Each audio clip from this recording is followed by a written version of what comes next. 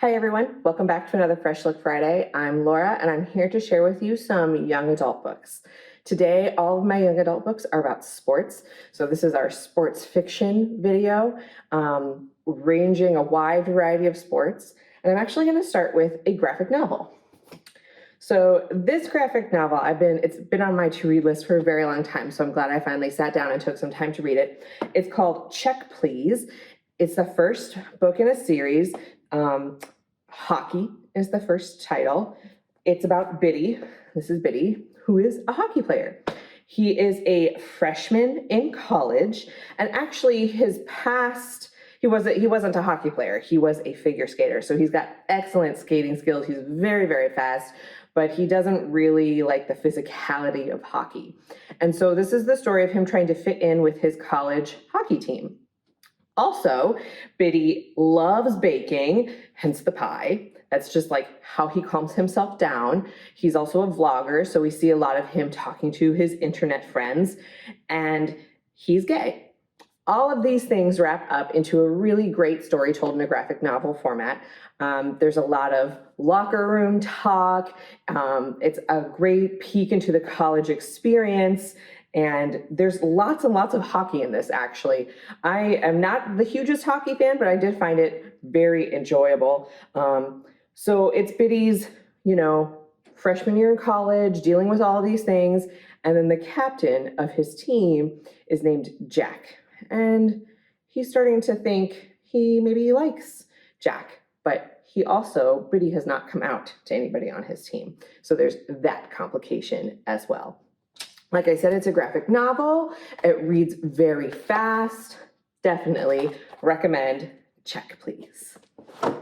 Next, I have Running Dream. Running Dream is an older book. I read it when it came out, loved it. It's about Jessica. Jessica is 16 and she is a track star. Running is her life. She breathes running. Everything she does is about running. It calms her down. It makes her happy. It's just her life, right? Well, in the very beginning of this story, Jessica gets into a very bad accident and actually loses one of her legs. And that crushes everything in her. She's now a completely different person. She doesn't know how to go on. The doctors are telling her that she will probably walk again with the help of a prosthetic leg, but no one is talking about running. And that was everything she lived for. And her whole life is upside down. And it's the story of her trying to figure out how to move on, how to cope, how to reconcile who she was before the accident with who she is now.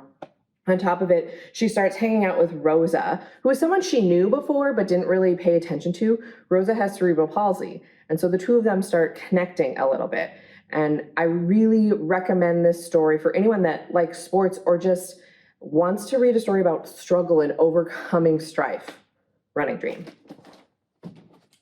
Next, I have another older one. This is called Tangerine. I really like this one. I think it's really a great bridge book between people that are reading middle grade novels and trying to get into YA a little bit. It's called Tangerine by Edward Bloor, and it's about soccer, as you might have guessed from the cover. Paul is our main character, and Tangerine is actually a town. It's the new town that he and his family have just moved to, and strange things happen in Tangerine. The school gets swallowed by a sinkhole. There's lightning strikes. There's a fire underground. It's very complicated and weird. And on top of all of that, Paul, our main character, is almost completely blind. He wears glasses with very, very thick lenses. People sometimes call them Coke bottle glasses. He has an older brother that's a football star that's a big bully, so he has to deal with that. And then he starts playing soccer. He joins the soccer team in Tangerine. And there's a lot of complications here because Paul's almost completely blind. So being able to play soccer really requires good eyesight. So there's that story as well as the weirdness that's going on in Tangerine, his familial relationships with his brother. Definitely recommend Tangerine. Then flipping over to this side, I have Neil. I read this. I think it came out last year. I still think about it. It's that good. Neil by Candace Buford.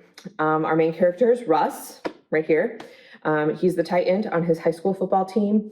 He is set for stardom. Like he's playing to get a college scholarship to get out of this town. Football is his life, and it's his lifeline to something better. He loves his team. They're his friends on and off the field. And then something happens. His best friend and teammate gets unfairly arrested and kicked off the team. And Russ and his best friend are Black. And this complicates matters. And to protest, Russell really is struggling. Does he keep playing and try and get this scholarship so he can get out of town, or does he protest his best friend's unfair arrest? And Russell makes the very, very hard decision to kneel during the national anthem at one of his football games. And I'm sure you've seen it in the news. It's controversial, and that's what the story is. It's like a fictionalized version of a high schooler doing this, and what impact that has on his life and what changes that makes in his community. Kneel. Highly recommend. And then finally, I saved my favorite one for last. This is called Golden Arm. It's about baseball. Again, not a huge baseball fan, but like I was sucked into this book. I listened to it, I think on Hoopla. I wanted to listen to it constantly. I did not want to put it down. Our main character is Laz. He lives in a trailer park with his family. The trailer park is called Jet City, definitely the poor part of town. Laz has a stutter. He struggled his whole life, but the one thing that he excels at is baseball, specifically pitching. He's got a golden arm. He struggles to play baseball. His high school team is not good. No scouts are coming to look at him. No colleges are looking at him because his team is so bad. And over the summer, he plays in this small league put together by the community center. He plays his small, rickety team, plays a very rich communities baseball team. They, in fact, crush this other baseball team. And they notice Laz's amazing pitching skills. And they ask if Laz will move in with one of these family members for his senior year of high school so he can play baseball at this very rich high school because they want to win the state competition. Laz agrees because he thinks this is his ticket out.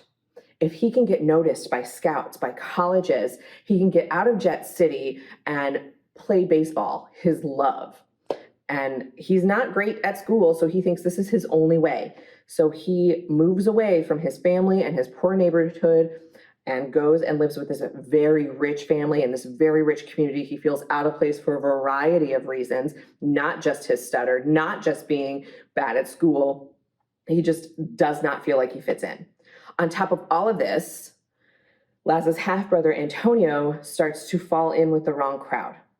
And there's some issues with maybe some drug deals going on that are really starting to affect Laz because Laz loves Antonio and wants the best for him. So there's lots of conflict there between doing what's best for Laz or doing what's best for his family. There's a lot of really great baseball play-by-plays in this book. Like I said, I'm not a huge baseball fan, but I was sucked in. I needed to know what happened. I needed to make sure that Laz was warmed up and his arm was ready and he could pitch his perfect game if that's what he needed to. I highly, highly recommend. I know I highly recommend all of these, but like really, this is the one to read out of all of them. Golden Arm. So good. Well, thanks all for listening. I hope you enjoyed them. I hope you will come and check some of them out. All of these are available in a digital format, either on Libby, or Hoopla. And I will see you next time with more. Bye.